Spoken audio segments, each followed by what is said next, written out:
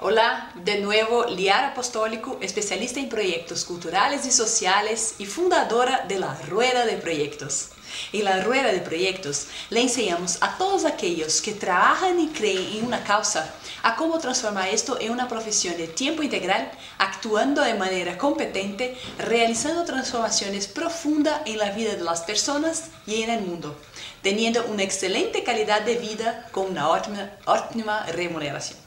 Estoy muy entusiasmada con esta serie de vídeos que preparé para ustedes porque voy a hablar de varias cosas que sé que son los principales desafíos para aquellas personas que trabajan con proyectos sociales y culturales. Y yo conozco esto porque yo misma enfrenté estos desafíos. Tal vez usted todavía no conozca mi historia, pero hace algunos años yo vivía en una periferia extremadamente pobre de una gran ciudad. Entonces, un grupo de amigos y yo decidimos montar una entidad para trabajar con niños carentes del barrio. Al comienzo fue todo muy lindo. Teníamos biblioteca, curso de inglés, de música, de danza, solo que todo el equipo era de voluntarios y ninguno de nosotros sabía mucho cómo recaudar y administrar recursos. En cierto momento el número de niños comenzó a aumentar y nuestros recursos comenzaron a disminuir. Recuerdo que la primera cosa que tuvimos que hacer fue cerrar el baño porque no teníamos dinero para pagar la cuenta de agua. Entonces les pedimos a los niños que usaran el baño de su propia casa. Después de eso, la situación fue empeorando hasta que finalmente tuvimos que cerrar las puertas. Aquello fue uno de los peores momentos de mi vida. Me sentí un fracaso absoluto. Pero ahí resolví aprender todo sobre proyectos culturales y sociales, leí un montón de libros, hice varios cursos, decidí entrar en el gobierno para tener acceso a varios proyectos y comprender qué es lo que hacen las instituciones exitosas para tener éxito y impacto en la vida de cientos de personas. En el gobierno, en el Ministerio de Cultura, el Ministerio de Trabajo, yo participé de elaboración de las llamadas para proyectos culturales y sociales. Organicé comisiones de selección y ayudé a establecer los criterios sobre qué es lo que puede ser considerado un buen proyecto. Después de haber aprendido bastante, comencé a dar charlas por todo Brasil, enseñándole a cientos de emprendedores sociales cuáles son los principales elementos para ser exitoso en ese sector y cuáles son los desafíos que deben ser superados para la construcción de entidades fuertes y sostenibles.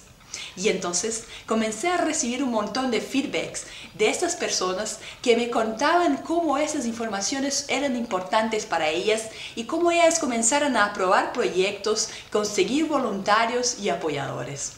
Todo eso me dejó tan feliz y me hizo sentir que tenía una misión importante para cumplir, que es la de continuar a difundir la información, ayudando a todos aquellos que quieren ayudar a los otros y transformar el mundo en un lugar mejor. Por eso creé esa serie de vídeos. En el primer vídeo voy a hablar sobre los 7 elementos fundamentales que todos aquellos que trabajan en este sector y que quieren dar un salto de calidad en sus actuaciones deben saber. Proactividad. El primer elemento es proactividad. Eso significa que si usted quiere realmente tener impacto en el mundo, en el área que usted escogió, debe tener una postura emprendedora. Debe ser del tipo de persona que corre tras lo que quiere. En este sector no da para ser como un empleado normal que cumple apenas órdenes. Usted tiene que ser creativo, tener ideas y correr en busca de las herramientas de las personas y de los recursos para realizarlas. Y eso, en mi opinión, es el gran diferencial entre aquellos que alcanzan sus objetivos y los que están siempre parados en el mismo lugar.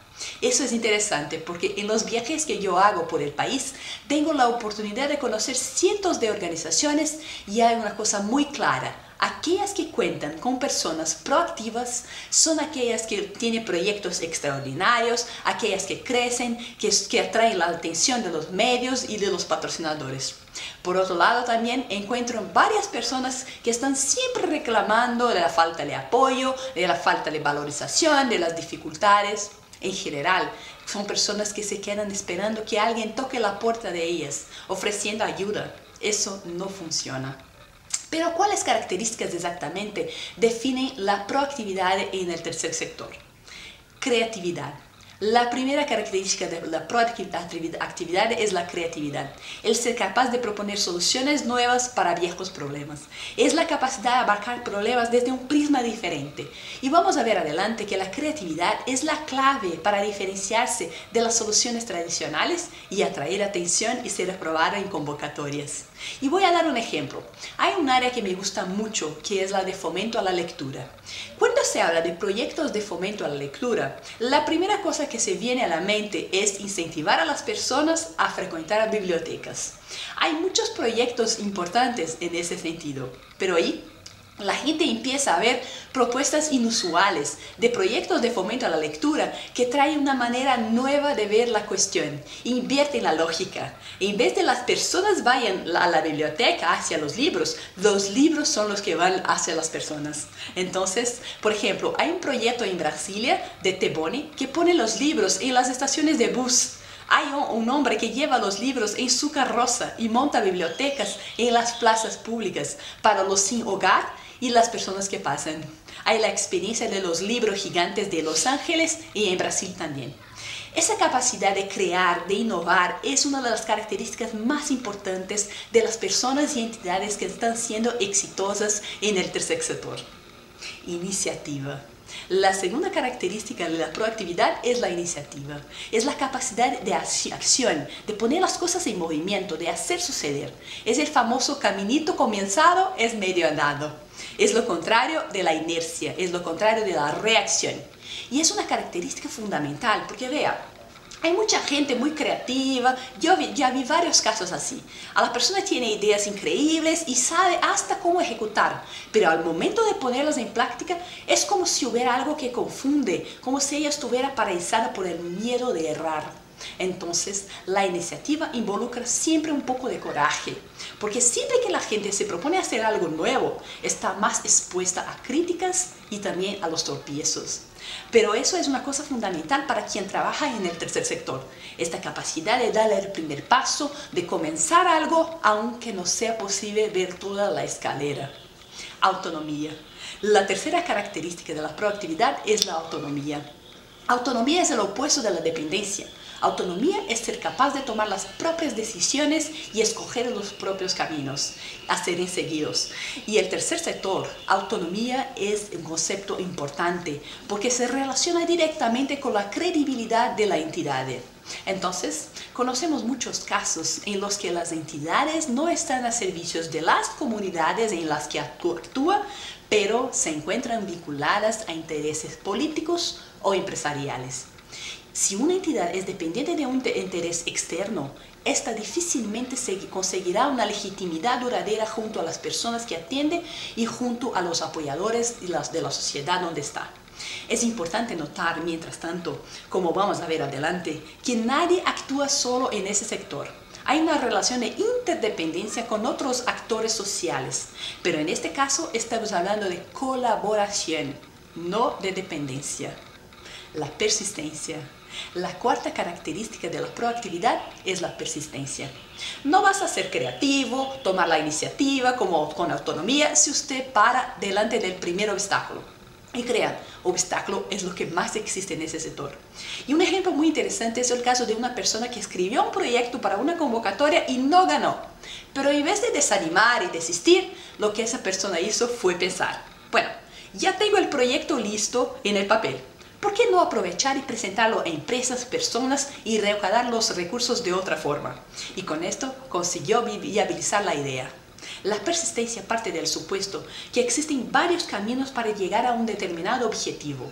Si el primer intento no funciona, existen cientos de posibilidades que deben ser intentadas.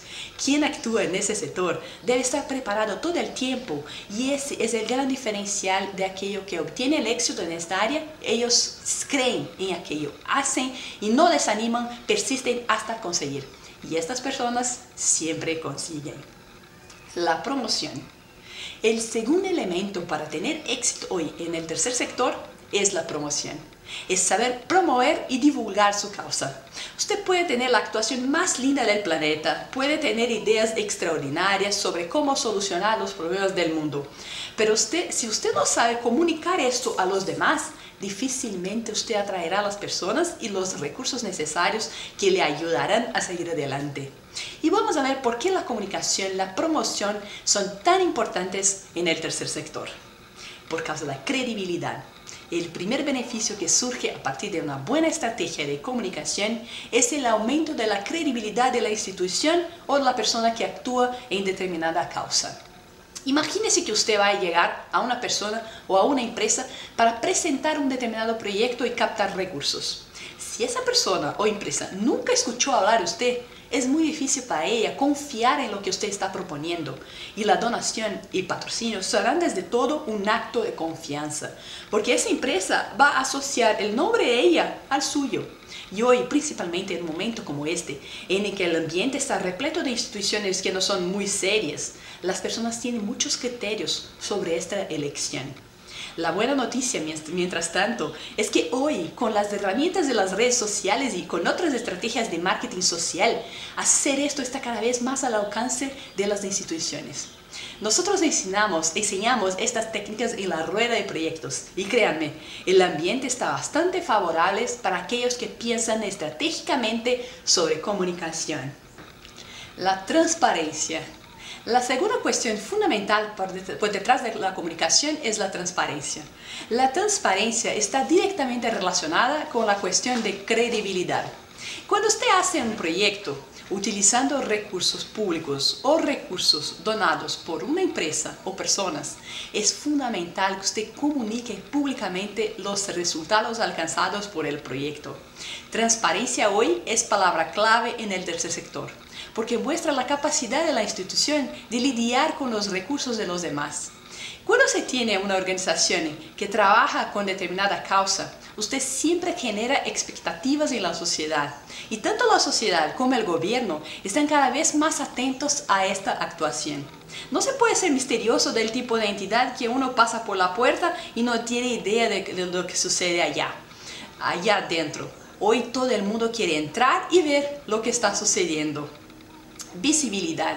Mi madre siempre cuenta la historia de la pata y la gallina. Se dice que el huevo de la pata es mucho mejor, más nutritivo que lo de la gallina. Pero la pata bota el huevo en silencio, diferente de la gallina que sale alardeando a los cuatro vientos. El resultado es que la gente conoce y consume más huevo de gallina que el de pata. Piensa en cosas como trabajo con niños enfermos de cáncer, o deporte en la periferia, o educación. Siempre surge el nombre de entidades que ya son famosas en estas áreas. Eso sucede porque cualquier nuevo proyecto que ellas hacen, ellas anuncian a los cuatro vientos y todo el mundo se entera. Ahí veo un montón de entidades con proyectos extraordinarios, con resultados increíbles, pero que poca gente sabe. Pues créame, el tercer sector no es el lugar para timidez, no es el lugar para exceso de modestia. Es necesario actuar como la gallina, anunciarle a todo el mundo cada vez que usted obtenga un buen resultado. Y las estrategias de comunicación son fundamentales para eso. Persuasión. Finalmente, otra cuestión para la cual la comunicación es fundamental es la persuasión. Cuando se trabaja con alguna causa social, se tiene que convencer a otras personas de que estamos haciendo algo fundamental para la mejoría del mundo y de la sociedad. Piensa en cuestiones como la violencia doméstica, el trabajo infantil, la discriminación, la necesidad de cuidar del medio ambiente. Muchas de estas cuestiones no eran relevantes hasta hace poco. Fue gracias a la actuación de algunas entidades de la sociedad civil que estos temas pasaron a ser importantes para las personas. Para eso fue fundamental un proceso de persuasión, de convencimiento de que la violencia contra las mujeres es inaceptable, que no podemos aceptar el calentamiento global siga en esta velocidad, que no es tolerable la discriminación racial y la homofobia.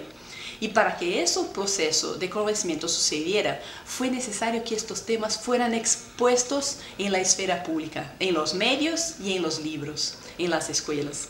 Todo eso también es comunicación. Pactos y asociaciones.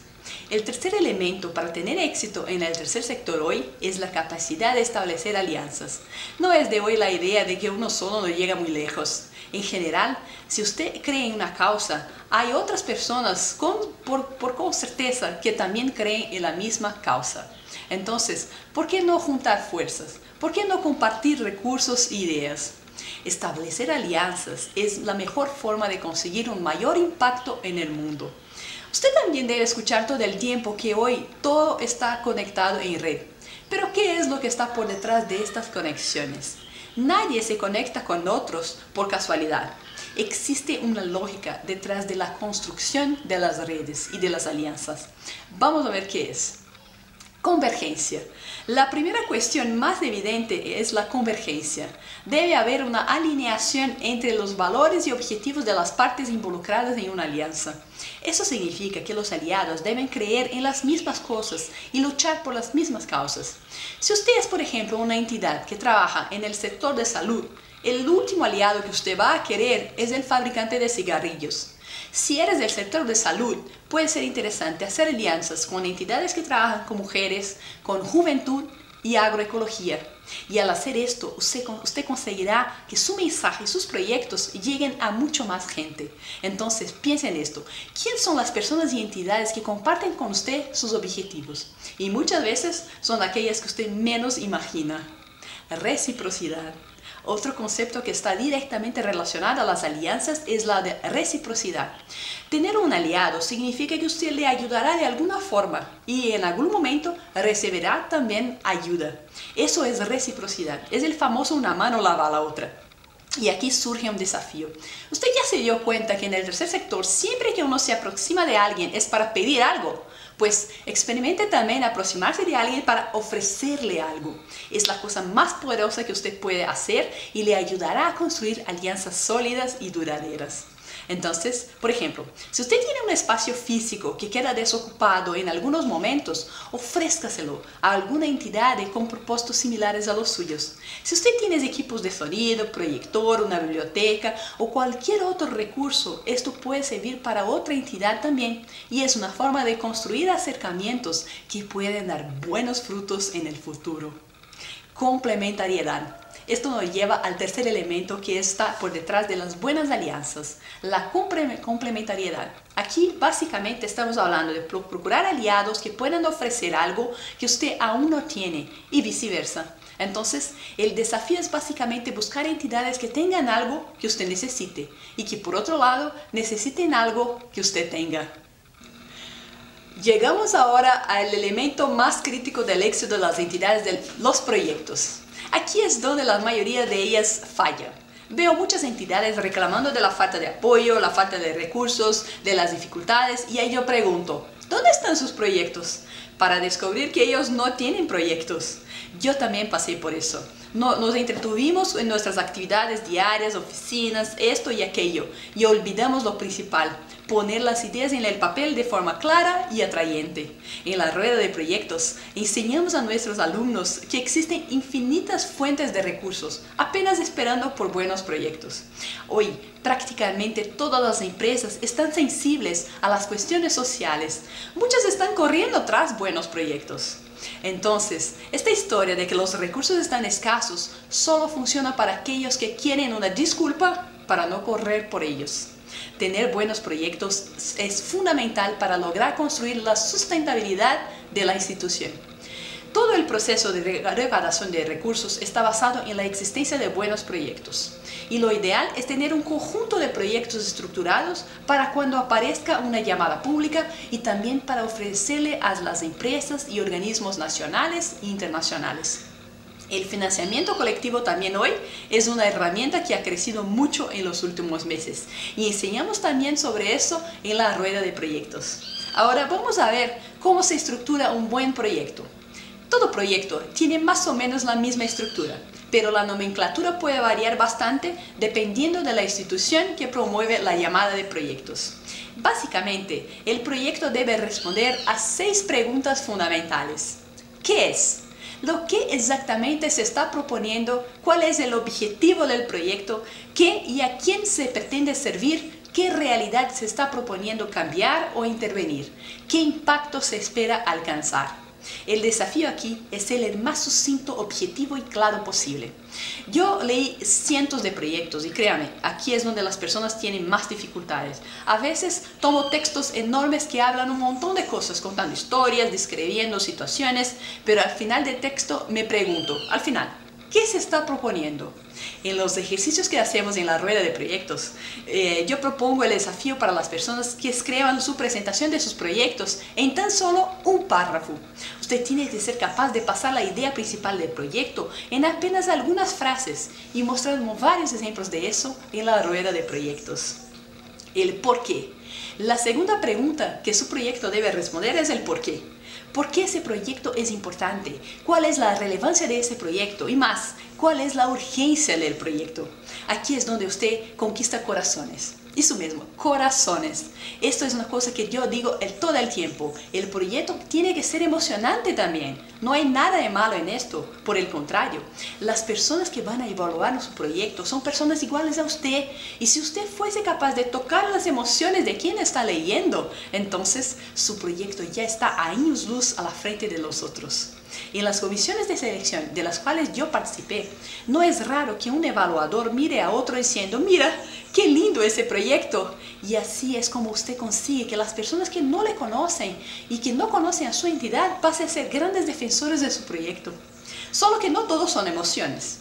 Una de las cosas que más observo cuando estoy analizando un proyecto es el conocimiento de causa que la entidad tiene. Entonces, aquellas que conocen la realidad sobre la cual quieren intervenir, trayendo datos, informaciones concretas, demuestran seriedad e investigación por detrás del proyecto y ganan siempre mi credibilidad. Entonces, la justificación del proyecto debe contener información precisa y un buen análisis del contexto en el que se integre el proyecto, apuntando a las circunstancias que favorecen la ejecución del proyecto propuesto. El cómo.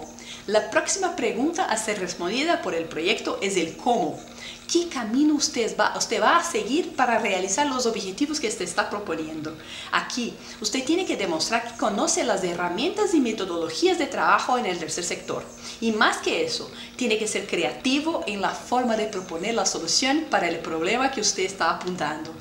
Tiene que demostrar que usted tiene estrategias bien definidas en lo que dice respecto a los pasos a seguir.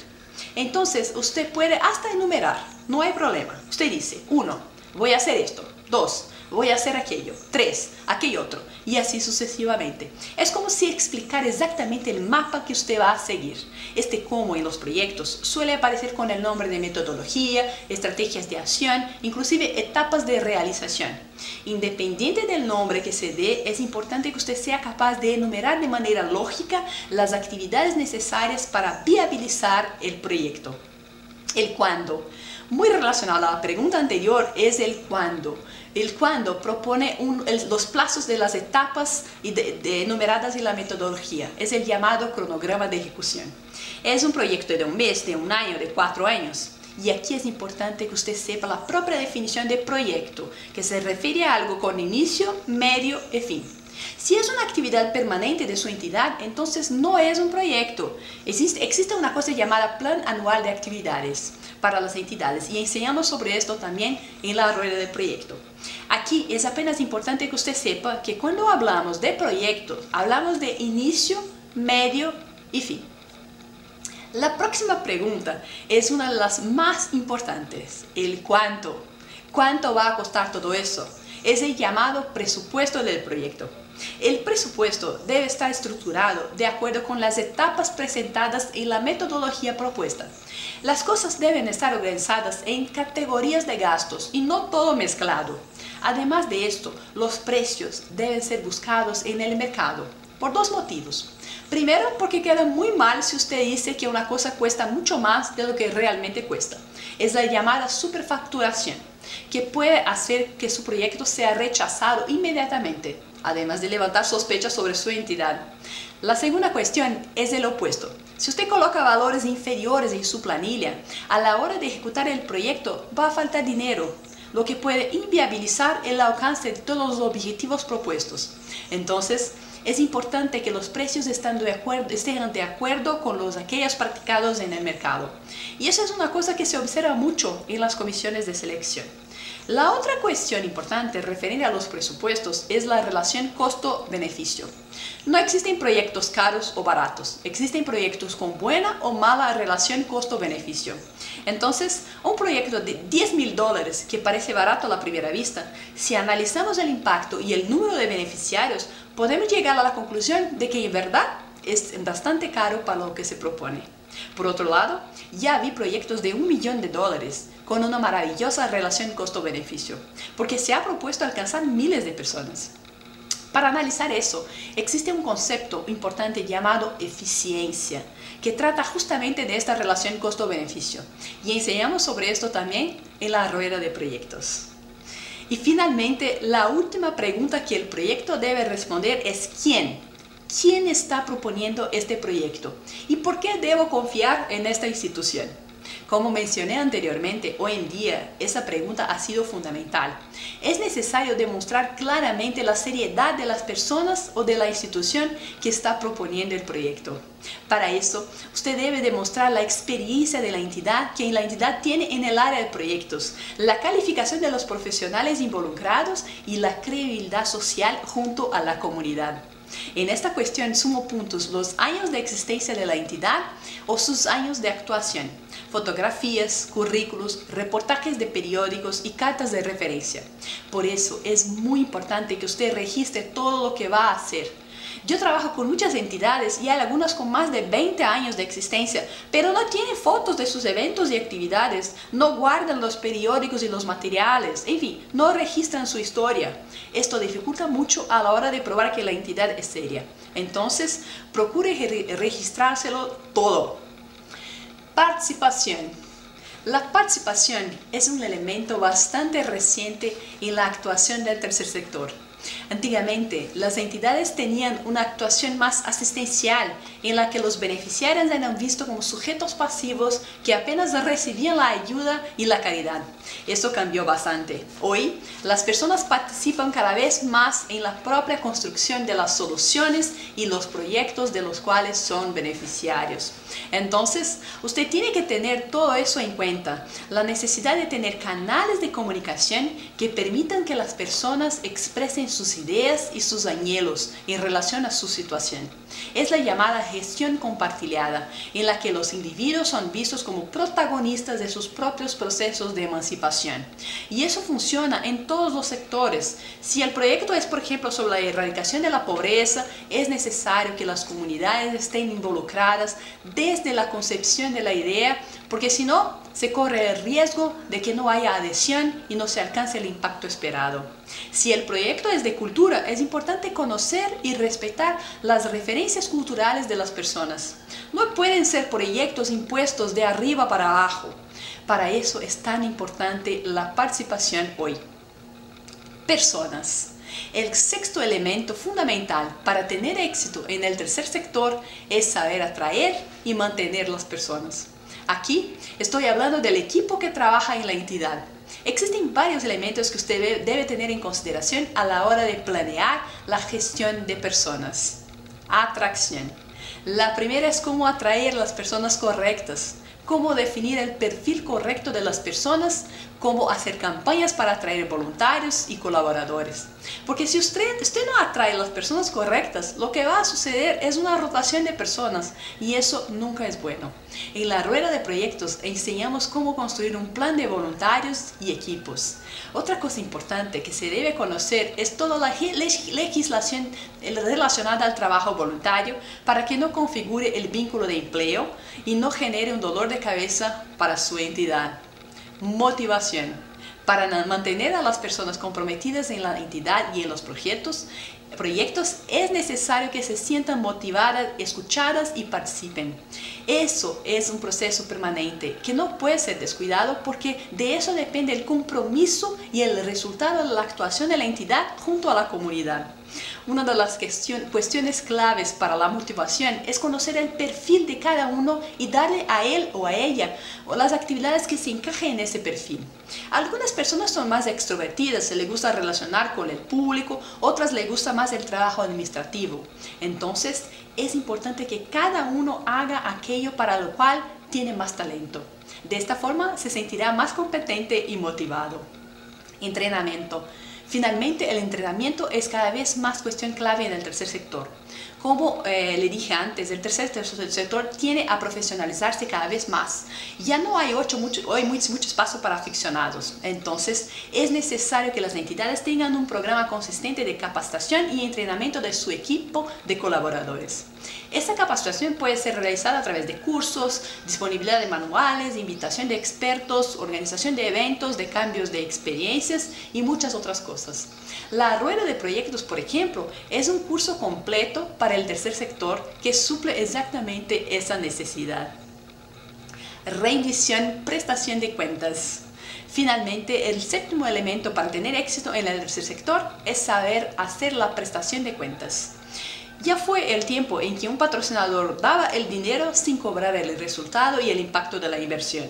Hoy, las entidades deben ser capaces de medir y divulgar claramente los resultados alcanzados por los proyectos realizados. Para eso, la entidad debe ser capaz de evaluar. No hay cómo saber si un proyecto funcionó o no, si no hubo un proceso planeado de evaluación y monitoreo. Eso significa que al final del proyecto, la entidad debe ser capaz de identificar claramente si los objetivos propuestos fueron alcanzados. Y más que eso, si el impacto esperado de hecho aconteció. La evaluación es importante porque es a partir de esa que es posible corregir las fallas y proponer nuevos caminos. Para esto, construir indicadores.